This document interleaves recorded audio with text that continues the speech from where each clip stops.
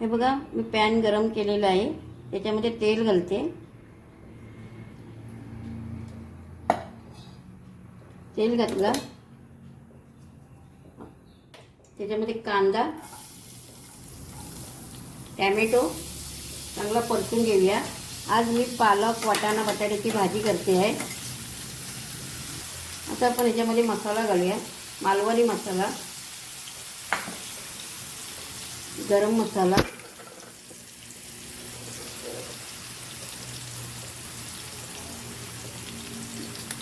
धना जिरा पावडर, हळद,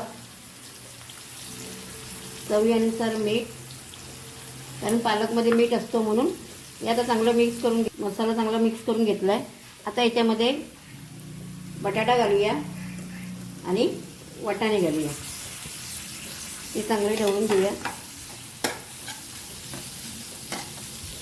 आणि आपण पालक आता घालूया. पालक धुवून चांगलं कापून घेतलेलं आहे.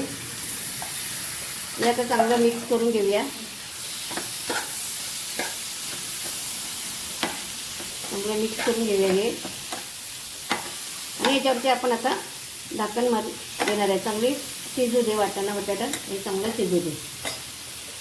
बघा, हे बघूया आपण आता आपली भाजी शिजली आहे काय.